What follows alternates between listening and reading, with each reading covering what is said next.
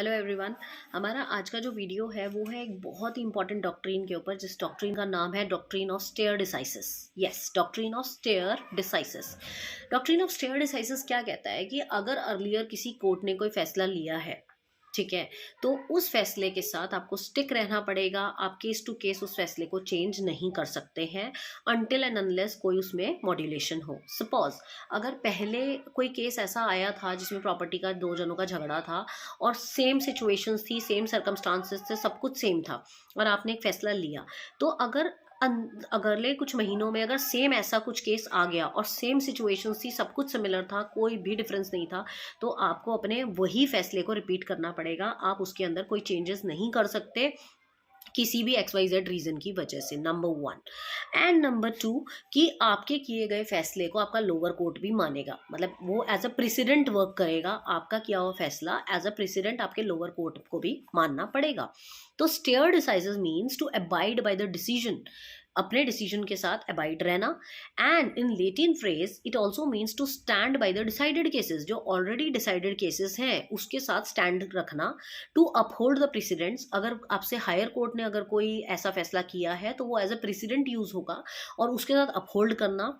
And to maintain former adjudication, और जो आगे आने वाले एडजुडिकेशन हैं उसमें भी इसको मेंटेन करना, क्योंकि आपके हायर कोर्ट ने वो फैसला लिया है तो आप उसकी रिस्पेक्ट करेंगे। अगर आप उसकी रिस्पेक्ट नहीं करेंगे तो आपको कंटेम्प्ट का इल्जाम लगेगा आपके ऊपर। तो in other words we can say that by precedents where the same points come again in litigation, you have to uphold that decision, and judicial decisions have their own binding force. judicial decision का अपना खुद का binding force होता है। इस principal में जहाँ stair decisis है, a court is bound by their own earlier decision। अगर कोर्ट ने खुद कोई पुराना अपना डिसीजन सेम केस का लिया हुआ है या आपके हायर कोर्ट ने अगर सेम डिसीजन लिया है, तो you are bound to abide by that. आप उसको चेंज नहीं कर सकते in any circumstances। बट इसमें क्या रिलैक्सेशन है? It is to be noted that strict adherence to the doctrine of stare decisis brought many inherent difficulties. कभी कभी थोड़ी सी इसमें डिफिकल्टी आती है। क्या?